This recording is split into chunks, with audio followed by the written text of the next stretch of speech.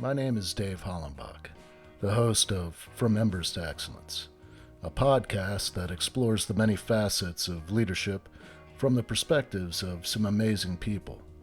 We discuss the triumphs and failures that have shaped our lives and our leadership philosophies. I've found that it isn't whether we fail that defines us, but when we do fail, how we respond. Leaders dust off the ashes and use their failures as fuel to work harder and as lessons to come back wiser and stronger, more resilient, more determined, and more committed to excellence. Today, I am speaking with Terre Short. She is a human potential developer who has more than 30 years of leadership experience. She has a master's in business administration and her professional coach certification. She is the founder and CEO of the Short Group, LLC, the umbrella company for Thriving Leader Collaborative. She is the author of The Words We Choose, Your Guide to How and Why Words Matter. In her book, she talks about helping others become their best selves. She has been interviewed for various mediums, including Fast Company and NPR. Her book was also a 2020 American BookFest Finalist and won the Bugbee Falk Book Award. I will have all the links to her websites, her LinkedIn profile, her Instagram. I'll have all of that in the show notes. So those of you listening, I'm sure you're going to get a lot out of this conversation. So to get more information, get her book, check out what she's all about, maybe even employ her services, check out her website in the show notes. So thank you very much, Terre. I really appreciate you coming on and having this conversation with me. Welcome. I'm pleased to be a part of it. And I look at your book behind you and I think I get to be a part of Fuel for the Future. That's good. That feels good. I'm in. I'm all in. Well, let's start off where it all began for you. Where were you born and raised? What were your parents like? Do you have any siblings? Let's just dive right in. Absolutely. So I was actually born in Baltimore, and I was raised outside of Baltimore in the Hunt Valley area. My parents still live there, actually. And I have three siblings. I like to say I'm the middle child, even though there's four of us. So people are like, wait, how does that work? So older sister and a younger sister, they're 10 years apart. And then my brother and I are in the middle, and we're only 18 months apart. But when there's an only boy, he has his own category. So I'm the middle child. That's how I see it. So yeah, so my parents still live there, and the rest of us are all split up, and 3 out of 4 of us live in California. So yeah, I live in California part of the year, and my husband manages a pretty famous fly fishing lodge in Idaho the other part of the year. So it's sort of spring, summer, and fall. That's where we are. And what did your parents do when you were growing up? So my mom stayed at home and cared for us, and my father had his own business at a really young age. As a matter of fact, I just finished doing a book about his life, or at least his early life. It was fascinating to me, the challenges he took when he had really little kids. I mean, when I think about it now, I'm like, wait, what? What do you mean you had $1,000 to your name? And when I hear some of the reality of the leaps of faith that he took. And so, his story is he's like sweeping the floor at the shop that he really wants to work at mechanical and electrical engineering. And then next thing you know, he's gone to university to study that, and he's making his own way. And the shop floor that he sweeps, he eventually becomes a leader and a contributor there. And then the owner of that company eventually ends up working for him when he creates his own company. Yeah, so it's super cool. So he's very self-made. And as a matter of fact, Dave, that was one of my first kind of professional jobs. I had waited tables and run the snack bar and done all those kind of things. But when I was, I want to say 18 years old, I worked for him. And that was my first step into a male-dominated world from a work perspective. So I was able to do that because he was also someone from as little as I can remember remembering things, he taught me I could do anything. And I believed him. So I still believe him. So it very much influenced how I approached everything in the world. And I take it that he was really the major influence on your trajectory, where what you studied in school and that sort of thing. Is that accurate? Well, yeah, that's actually a tricky part of the story here. I was, I'm going to go with expected to take over the business, which required engineering. And so I applied to schools of engineering. He went with me. Again, I had 3 other siblings, but he went with me to look at the universities and such, applying to all the colleges of engineering. And that's why I was like, that's what I'm going to do. That's my single focus. Which, oh, by the way, in junior high, I wanted to be one of the first women at the Naval Academy. But ends up by the time I was maybe a freshman in high school, that happened. So I was like, oh, never mind. I was like, somebody's already doing that. So I went off that track. And so anyway, so I'm going to study engineering. And that summer, when we went and saw the universities and then I applied, as the results were coming in, and I did get into some of the schools that I wanted to, I had to make that decision. Is that really what I wanted to do? Or was I doing it because of him and because of the expectation of taking over the business? And, I found myself, I was doing purchasing for him by then. And, I'm purchasing steel and wiring and wing nuts. And I'm trying so hard not to be a wing nut. I like, I live in that world. And then I just sort of, before I went off to college and decided, I took note and paid a lot of attention to what I was feeling about it and decided it wasn't for me. So much to his chagrin. So he had a partner, and the partner's son, who I was very close to, and he went on to take over the business. And so one might say I let my father down, but he never showed that. He still was, okay, whatever it is that you want to do, go forth. I believe in you. You've got this. So where did you go to school, and how did that lead you to earning your master's in business administration? I took the really long route for school. So I went to the to Loyola University in Baltimore, well, I guess it's in Baltimore, for a couple of years. And then I did what we now call a gap year. Back in the day, we didn't talk about gap years, but anyway, now we call it a gap year. I was ahead of myself. So into my gap year, I went and I lived in Martha's Vineyard. I then went to ski in Tahoe and play for that winter. And then I moved to San Francisco. So I get to San Francisco, I'm waiting tables. I go back to school, University of USF, University of San Francisco. And then next thing you know, I'm becoming a manager at this very kind of popular restaurant on Pier 39. And that starts to change everything. So I kept going back to school, putting it on hold, doing the career, going back to school, putting it on hold. And so it takes another decade for me to finish school. And then right after I do, that's when it occurs to me that because of the job that I was in, a advanced degree was required in healthcare. And so that's when I decided to do that. But really, the answer is, while what was more influential was the work that I was doing. So as I kept being promoted in hospitality, I was totally drawn to that. I was drawn to being of service to others, and I found that I was good at it. That's way different than an engineering career, like crazy different, right? And so I managed restaurants. I had another sort of epiphany in my 20s. I woke up and realized that what I was doing, I could do in my 30s. That's how it went through my head. And I almost bought a washer and a dryer, which felt like it felt like, I don't know, like an anchor or something. It was going to hold me down. So I took another gap year.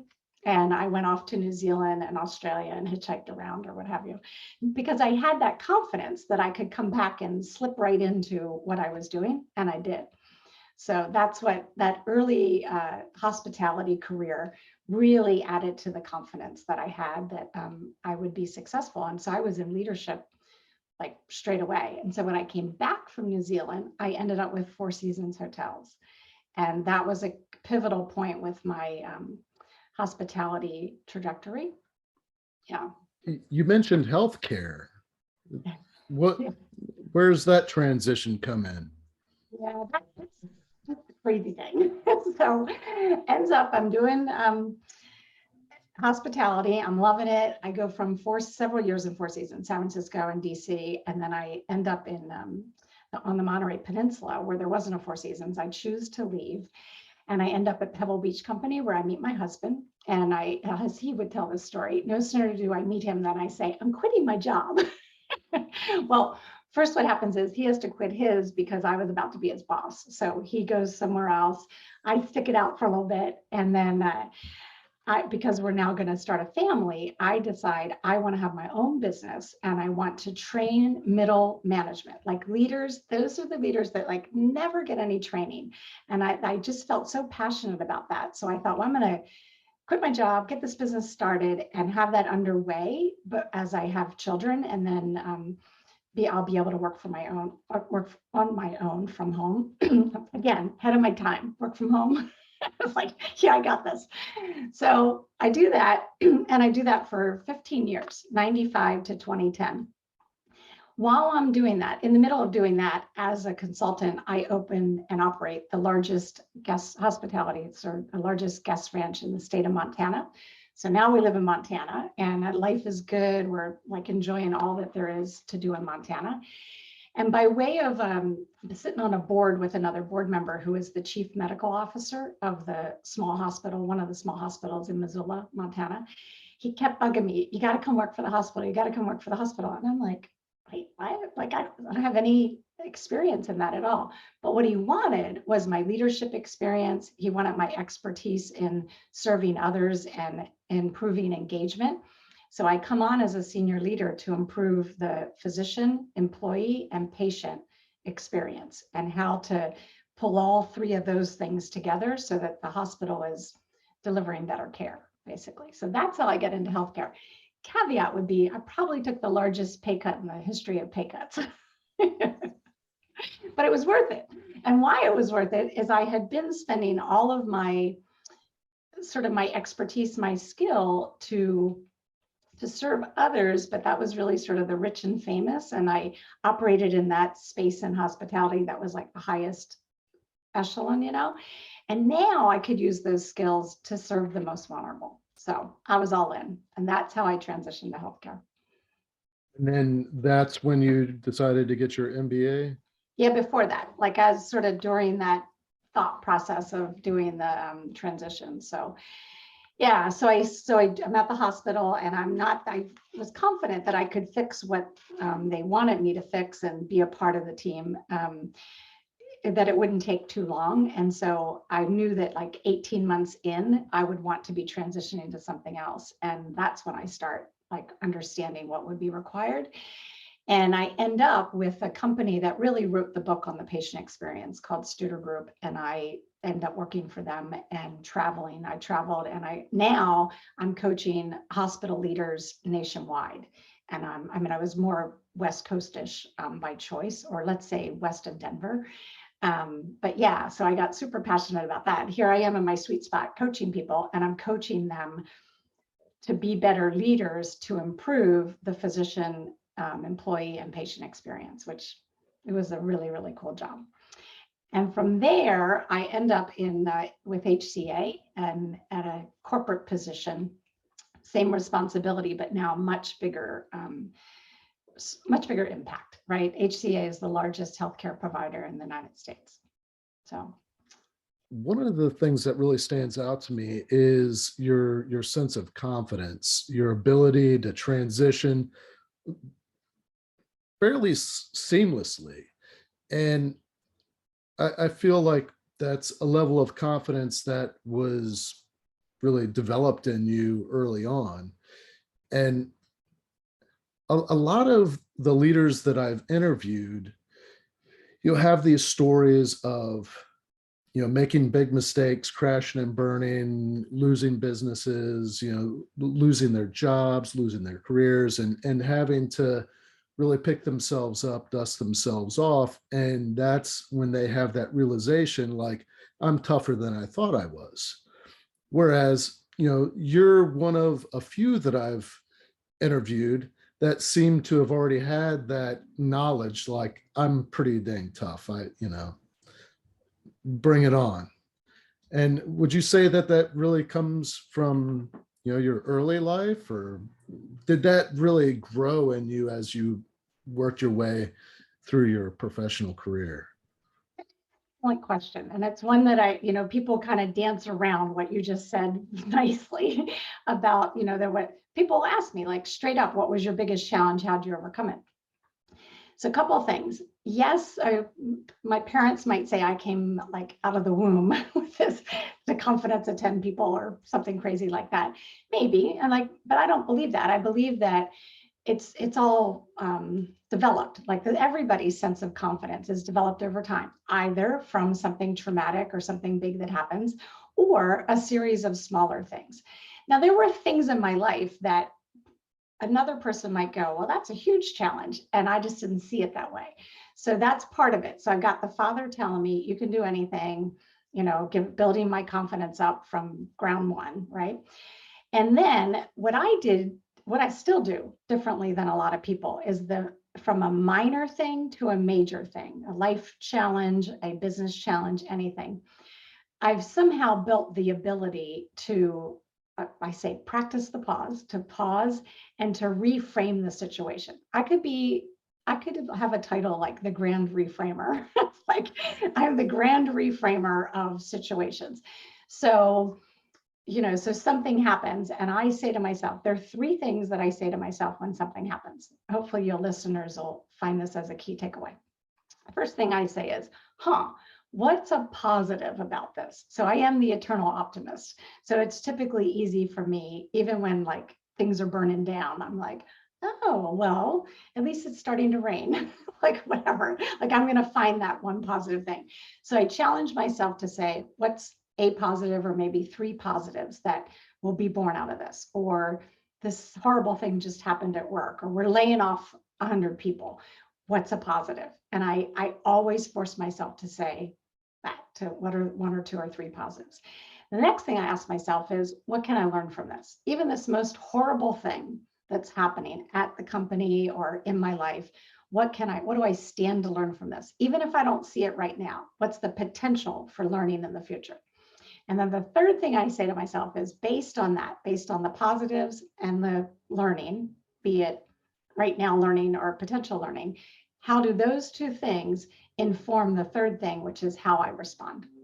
How will I now use that information to reframe and say, here's how I'm going to show up. Here's how I'm going to respond. So each time you do that, you build confidence. I guarantee it. Like, each time you walk through those steps, you build confidence. Now I feel like we're at a point where can really talk about the path that you took, or whatever inspired you, whatever influenced you to write your book. Because it seems like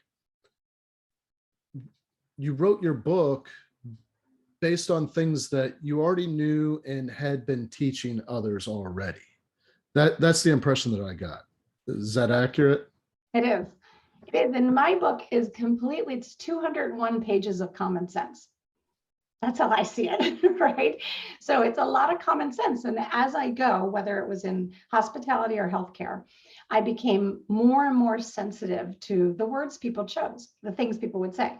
So particularly, or at first in hospitality, simple things like people would say, I'd like some ice brought to my room. And the person answering the phone would say, no problem. And I think to myself, well, why did you say that? Like, they didn't think it was going to be a problem. Like, why did you offer that? Well, you offered two negatives, the word no and problem. And, you might have just said, be my pleasure, or I'd be happy to. That's a much more positive, assertive, affirmative thing to say. So I started being very in tuned to the words people were choosing. Interacting with guests, and then leaders as well. So I'd hear leaders say things to their team, something like, well, we'll probably make our numbers this coming quarter. And I think to myself, well, which is it? Will you or won't you? Like, why probably, right? So I got more and more obsessed about word choices. Then I enter healthcare. Oh my goodness. And the things I heard people say to patients, and I would think, okay, you just scared the heck out of them. Like, that's nutty. Like that's not what they needed to hear. And there's a different way or a better way to express what you care for them to know, right? And it's actually been proven that the degree to which patients are put at ease by way of what we say to them it is actually directly correlated to their ability to heal. So their ability to hear instructions and then go home and progress and this and that is related to how well they were communicated with. So now I'm in healthcare and it's building, and I'm like, okay, it seems very like second nature to me, or it seemed very like common sense. And then I became clear that it's not. That's why I wrote the book, that like, let's tease this out. And, even things such as microaggressions and things that people say, there's a section in the book that deals with ageism and sexism and racism and just words that we choose that we're preconditioned to choose. And we're not super clear about the cause and effect of those words. So that's what kind of leads me to it. And the book starts, Dave, with a look at that internal narrative. And that now I call that your personal podcast, because I'm always doing these podcasts. I'm like, and talking about those word choices, how important it is. So you said I have a lot of confidence. How I maintain that is when I start to say, well, I haven't really ever done that before. I might not be able to do that. As soon as like that kind of narrative plays, I go, whoa. Where did that doubt come from? And then I reframe it so that I'm using words that, I have not done that before, and I'm capable of learning how to do that. So I change that narrative so that the book starts with that, because you've got to get that personal podcast internal narrative straight before you're helping others, and like put your oxygen mask on, right? Before you help someone else. And so you want to get that straight before then you're paying attention to the words you're choosing and the effect they have on others. I want to dig deeper into this because in my book, I talk about emotional intelligence. I talk about really, I believe it's just one chapter where I talk about the culture of the fire service and how it is one of the most exclusive male dominated occupations in North America, where when you look at occupations that are similar in education requirements, physical requirements, the requirement to put yourself in danger, there's all these different aspects of being a firefighter. And a lot of what people have said and written why there aren't more women in the fire service is because, oh, well, they don't want to do it, or, they lack the upper body strength. Just, physiologically, they're just not, the same as men. And all of the research that I've done points to all of that being a bunch of bullshit. Yeah. And what I have also found, traveling around the country, going to conferences directly related to the fire service, I've met a lot of fire service professionals. And when you talk about leadership and leadership development in these different departments across the country, large and small, when you ask like mid-level leaders, like company officers where they're in charge of a fire station, if you ask about, do they feel like their department helps them develop as a leader, 9 times out of 10, they say no. And then you ask them, well, how do you feel about the leadership above you? Do you feel like they're effective? Do you think that they have your best interests? Do you feel like they care about you? And it's 9 times out of 10, no, the leadership sucks. Well, it is also when you look at all of these male-dominated occupations with similar requirements, the fire service in 2010, this is based on 2010 census numbers, the percentage of women in the fire service was like 3.7%. The 2020 census showed 4.7%. 1% in 10 years. Now, all the other occupations in 2010, like law enforcement, military, truck drivers, iron workers, welders, all that kind of stuff, it was right around 17 to 19%. That's a huge disparity. And it's really not the gender that's the defining factor, it's the culture. And what I propose is that it is this self-perpetuating poor leadership model where these leaders are very resistant to change. They feel like they got to where they are because they did it this way, and that's the right way. And bringing women in is going to disrupt the apple cart. It's going to water down the requirements, and we're going to have a bunch of I don't know, weaklings trying to save people, and that's just nonsense. When you put men and women side by side and have these job requirements, physical requirements, everybody's required to meet those requirements. You'll see that some will be at the top and some will be at the bottom, but they meet those requirements. And it's not the gender that is the determining factor. You go to this other aspect of leadership where all of the major research about talking about what effective leadership looks like, and individuals that score the highest in like 360-degree evaluations on how they're viewed as a leader, how effective they are as a leader, they have a very high emotional intelligence quotient. And then you look at the key factors of what you teach in leadership as being really important factors: communication skills, having empathy, being able to relate to the people that you're leading, caring about them, being able to build these relationships and maintain them. All of these areas of emotional intelligence are all the areas that women score higher than men in.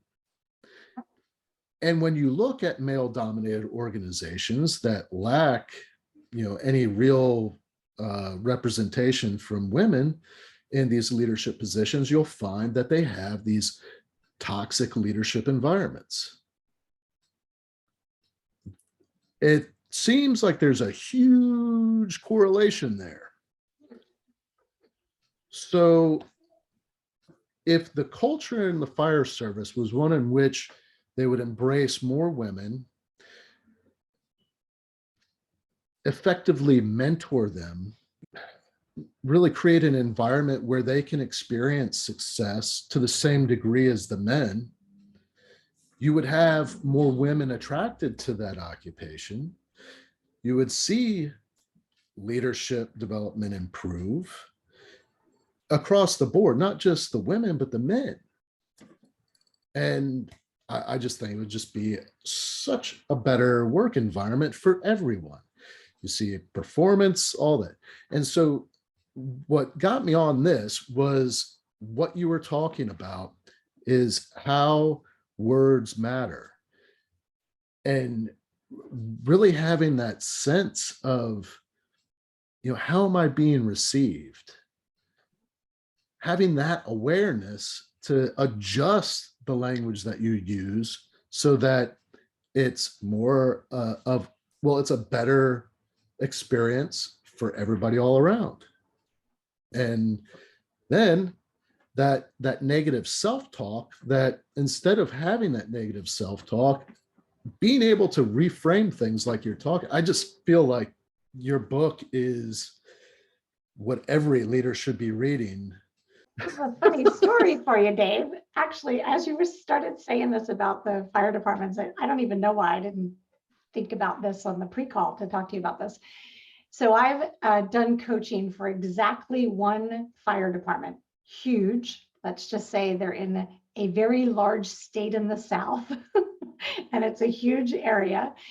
And I'm invited in to coach. It was a series of webinars that I did to coach on communication specifically. But here's the punchline. The chief was a woman. The chief was a woman who had the self-awareness and the desire to break down those barriers and to level set communication, and knew that from a leadership development standpoint, there were some meetings that were, so we started with the senior leaders, and there were meetings that I held with them, and then the next level, and so on and so forth. And to have the proper cascade. But when you started talking, I was kind of laughing at myself. I thought, and the only fire department organization, it wasn't just a department, it was like a whole area, like big, huge. I think they had 900 people altogether. Anyway. That's like a metro-sized fire department where, Yeah, I mean, not that many leaders, but total 900 people. But anyway, so the irony, what made me laugh about it all is that it was a woman at the helm that said, in order for everybody to operate at a higher level, we should have some communication, specifically communication education. And that's what I was hired to do. Well, can you talk a little more about your book? Some more nuggets that are in there? Yeah. Oh my gosh, I would love to. So I want to talk a little bit about the words. So I'm not going to go into like the gender specific words so much, and some of the things that would be. I'm guessing in the in fire departments that there are microaggressions where people are saying things. This is the reality: is that the men are saying things that they do not even realize would be offensive to the women. So it's kind of a re-education. I mean, to be fair, things are said that have sort of always been said, and without having the women there all along, it's possible that there's a lack of awareness as to what might, and I experienced that myself. I mean, when I was with Four Seasons, I was the only skirt at the board table, and things would be said, and I would think to myself, do they realize how offensive that is to me? And the answer is no, they didn't. Right? And so it's an education situation. What I want to talk about, though, are some of these words that this works for the personal podcast as well as when you're speaking to others. Some of the words that limit and minimize as opposed to elevate or inspire, right?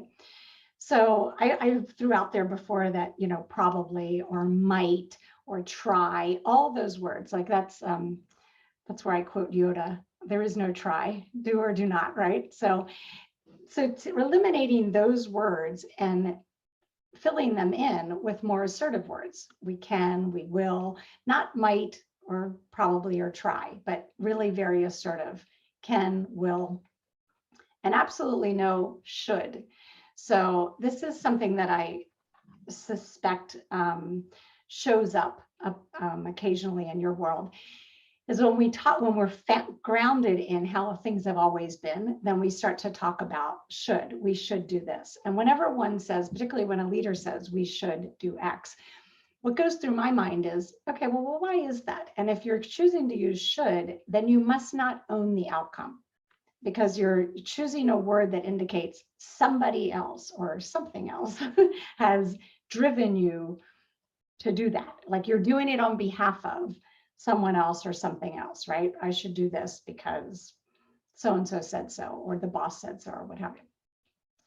That's very disempowering, right? That's not helpful. It's not helpful to have that position. It also kind of creates a we-they culture, or us-them.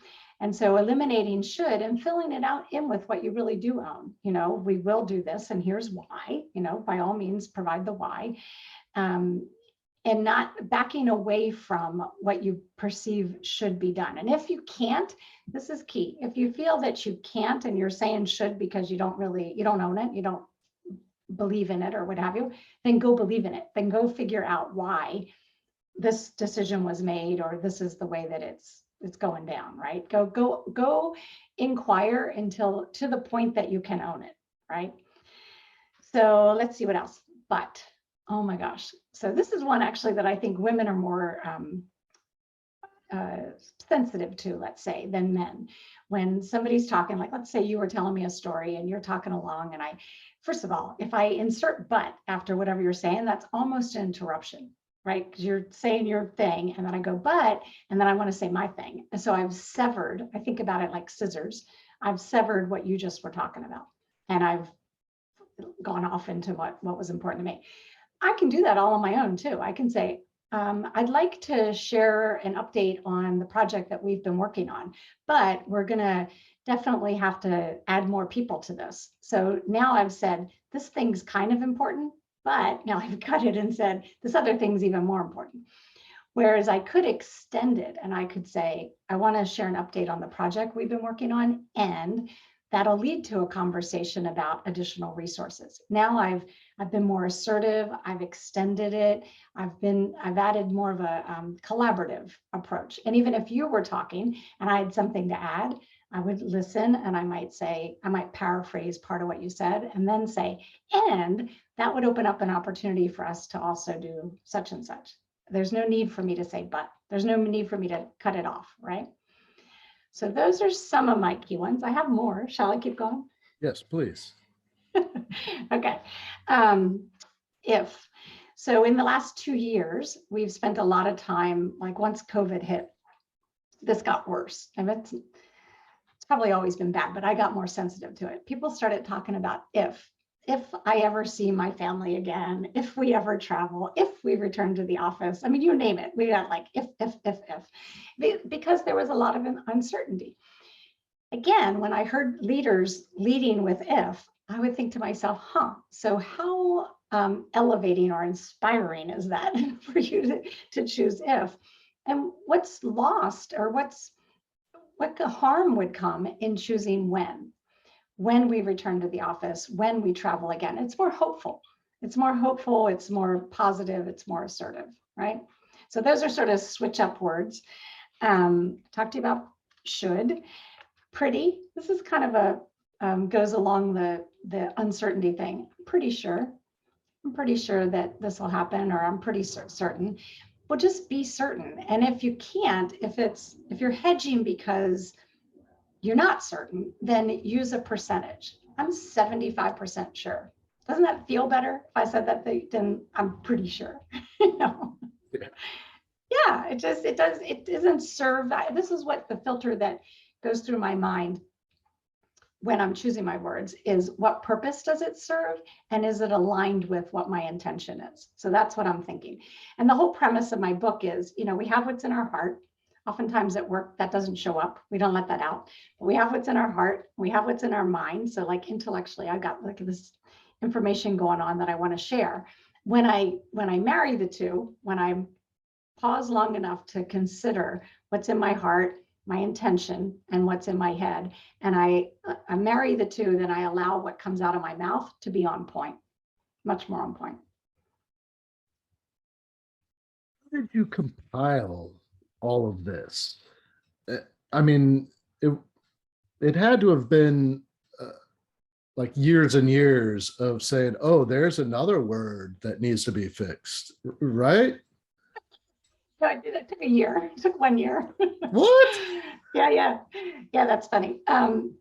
It took a year because of my process. Like I'm very driven, very goal oriented. And once I decided I needed to write a book about this, like once and for all, I did all this research, and this will help your listeners too. I believe anybody can write a book. So you've written a book. I don't know what your process was, but my process was, I did all this research. I spent like a month researching. I'm like, oh, a nonfiction book is about 200 to 220 pages long. And how many words is that? 55,000 words. And how many words can I write in an hour? Like, and then I made myself a schedule. And I mean, I literally would say to my husband, I can't go to dinner tonight. I still have 1,100 words to write because I was so determined to stay on schedule and, knock out the words that related to your point. I separated it out into the different topics. And then this is the advantage I had. So I'm a coach. And so I coach 3 days a week. This is kind of to your point. As I'm coaching, so I'm like this on a call with somebody. And then now I'm going to give this away to all my clients. As I'm coaching, they're saying things and I'm taking, I take notes about the conversation, but on the side, I have a running list of like things people say that I add to my list that I've had for decades, right? So my leg up is that I simply have to pay attention to what the people are saying, right? And then I can put it all together. But I would be remiss if I didn't offer a review. One more, this is kind of the favorite. This is like the favorite word change that everybody seems to like. They get their arms around or whatever. So it's the difference between have to and get to. And so often, every day, we say we have to do things. We have to pick the kids up after school. We have to do the laundry this weekend. And then you go into the corporate world and you say, we have to implement this new rule by way of the guidance from the county or what have you. And so we talk in these terms about what we have to do. Super not helpful. And also not exactly aligned with our intention. Like I don't intend for the kid that's overhearing me say we have to pick their brother up from soccer. I don't intend for them to think it's a burden, but it sounds that way. I have to go do this thing, right? I have to pick the kids up. I have to do the laundry. So we think that's a burden. I have to do the laundry. Well, in the end, when I say I get to do the laundry this weekend, and the reason I get to do it is because, oh, by the way, I actually have clothes that need laundering. And I have a wash machine and running water and detergent.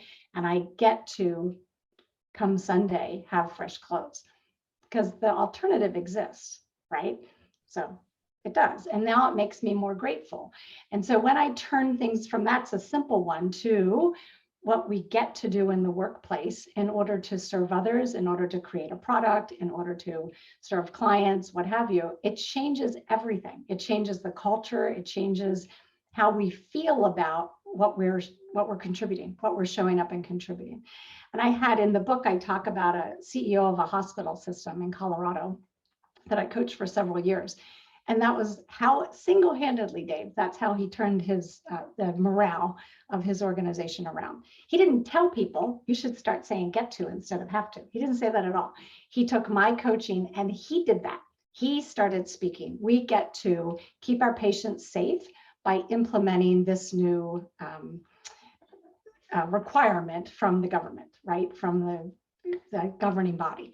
And so he started doing it and people, it just sort of happened organically and they paid attention. And then his leaders started speaking in terms of what they get to do and how they get to serve those who are on their team. And it changed everything. So that's like one huge example. I've seen many, many examples along the way. So that's a reframing. That's exactly what that is. It's the reframing in how we think about that which we do on a daily basis. You mentioned that you have children, correct? Mm-hmm. How many children do you have? 2. 2? And this is going to lead into my question. How old are they? 25 and 24. So I have a son that's 25 and a daughter that's 24. Along the way, you taught them a lot of different lessons. Oh.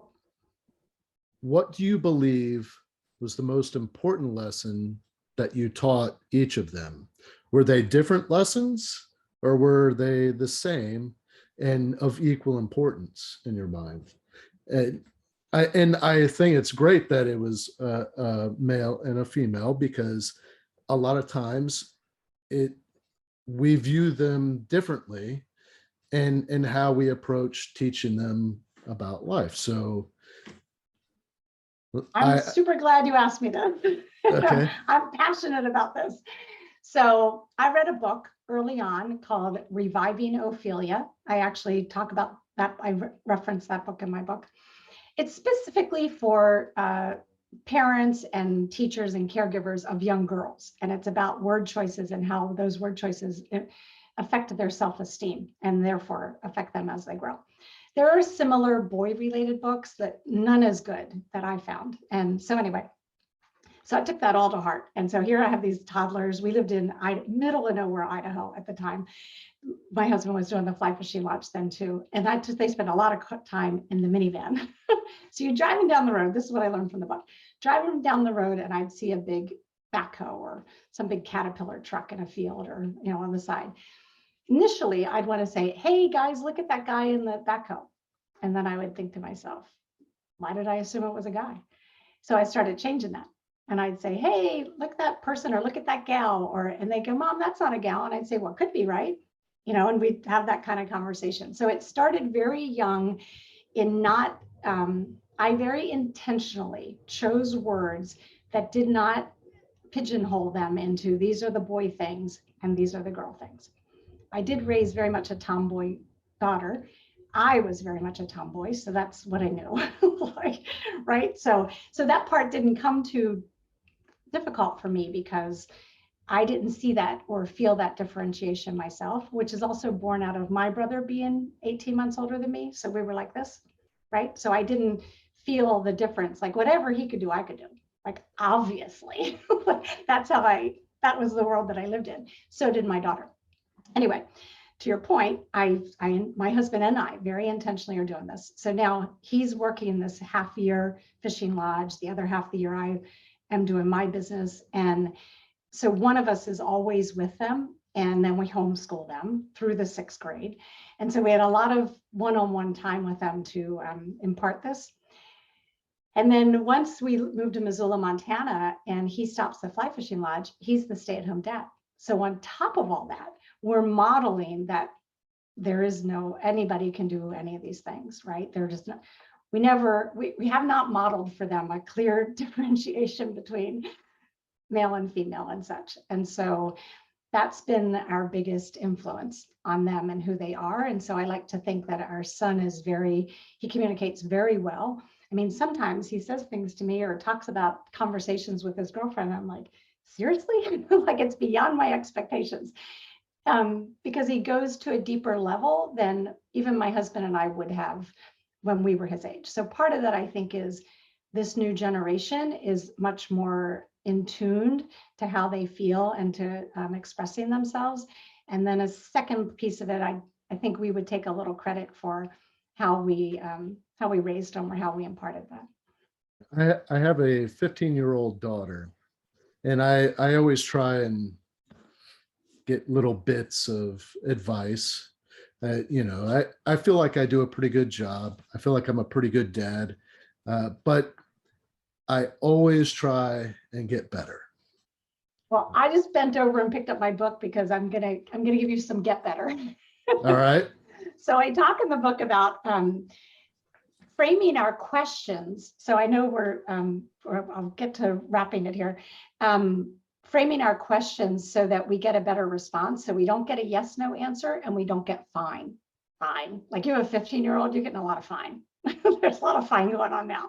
So reframing and asking your questions, starting with what, how, or tell me. That requires a response. So you can't say what something or how did something happen and the person says fine, right? They're typically going to be obligated to say something more. So here I'm reading right out of the book, right? Page 45. So it's framing questions like this. What was the best part of your school of school today and why? What happened today at school that made you laugh? What was the worst thing that happened? What was the funniest thing that happened? What would you change about today? Tell me what you did today that made somebody else happy. Tell me the most interesting thing that you learned today. So all of those questions like probe, they're more powerful and they probe deeper and they require kind of a more informed response. So since you brought up 15-year-old daughter, I thought I'm gonna whip out the book, because hopefully that was helpful. Yes, absolutely. You gave me a lot more. So this is what I typically do when I talk to her after school. is I say, oh, well, how was your day? And it's typically, it was good, or it was fine, or whatever. And I go, well, tell me about the best part of your day. What was the best part of your day? And then she's got to think, and she'll tell me. And I do ask her, and this was actually a much bigger conversation that I had with her maybe a year ago, and it's an ongoing conversation as to how we add value to those around us and how that adds value to us. So when we approach each day with that in mind, that at some point I am going to make somebody smile, I'm going to help them in some way, I'm going to add value to somebody, even if it's just to improve their mood. Right. I And love it. so that is uh, really, I would say maybe once a week, I ask her how did you affect somebody else's day today? And she's phenomenal. Like she really is. And I know that I'm biased, but she is an incredible young woman. And I'm just extremely proud of her. So Well, I'm guessing that you're modeling that she's capable and competent, and you're pushing that confidence that I told you my father pushed, right? I want to double back to two things you did there, or that you're doing, that are fantastic. One is the tell me, so to say what, how, or tell me, and then they say something to say tell me more. And even as leaders, as parents, or as leaders, tell me more. So don't even paraphrase or do anything until you say tell me more, and you get some more goodness out of them, right? So whatever it is, pause, tell me more, and that's how you further the conversation. Gosh, Dave, the second thing is, if all leaders could be as mindful as you are at asking those probing questions, it would be about the value in particular, we'd be in a better place. So in other words, what value did you bring today? When I was a consultant, and I still do this, or if I'm on the big stage or something, I go, I'll do this after this call. You do something and you stop, and then you say, what value did I bring? What value did I provide in doing X? And so that's what you're getting her to contemplate. So think about it. If all leaders did that, they went into a meeting, they came out and they said, what value did I, or even they did it in advance, what value do I intend to contribute in participating in this meeting now? Anyway, so yay, your daughter's great because you're doing great work with her. It's fantastic. is there anything that we didn't discuss today that you feel we need to at least touch on? Is there something in your book that you feel is important to share, or any little nugget of wisdom that you feel we should share with the audience? I put a quote at the beginning of the book by a gentleman named Tom Kenyon, and he says, we create the world, or we are creating the world by how we speak to each other. And my interpretation of that, and how I say that, the Terry Short quote would be, yours is the voice of humankind. And so when I say that, I feel the weight of that when I say it. And if I own that mine is the voice of humankind, and as Tom said, and therefore we're creating the world by how we speak to each other, that leads to choose your words wisely. That's it. Like that. Yeah. Terry, I can't thank you enough. This has been such a great conversation, and it like led to so many other little different nuggets that I, I just can't thank you enough for allowing this dialogue to happen and just being so present in it. So I really appreciate it. It was really good. It's been my pleasure. And you kind of brought out the perfect things at the perfect time. So thank you. And for all those listening out there, again, I just want to reiterate that all of Terry's links will be in the show notes. But first, let me just ask you to spell it out for the listeners in case they are in their car and want somebody to jot it down for them. What is your website? What's the best way to contact you, connect with you, get your book? And spelling it out is important because my name's spelled differently. So it's Terre, Terre, at shortgroup.net. And shortgroup.net is one of my websites. The other one is Thriving Leader Collaborative, no S, because there is a Thriving Leader. So thrivingleadercollaborative.com. And that's where you learn about retreats that I do and just, different work. So I'd love for people to reach out directly to my email. That'd be great. And your book, I would imagine, is everywhere, Amazon, Barnes & Noble, all that. It is. You can buy it on my website, but it's a little more efficient for you to buy it through Amazon or your favorite, any of them, any of the indie book sites. That'd be great. And leave me a review. Yeah, definitely. I've been learning how important that is. Yeah. So actually, you read Terry's book, leave a review, and all you guys out there that have read my book and haven't left a review, please do. Yeah. All right. Thank you so much, Terry. It's been my pleasure. Thank you for listening to this episode of From Embers to Excellence. Please like and subscribe to my YouTube channel. Follow me on your favorite podcast platform and visit hollenbachleadership.com for additional content. My goal is and always will be to add value to as many people as possible.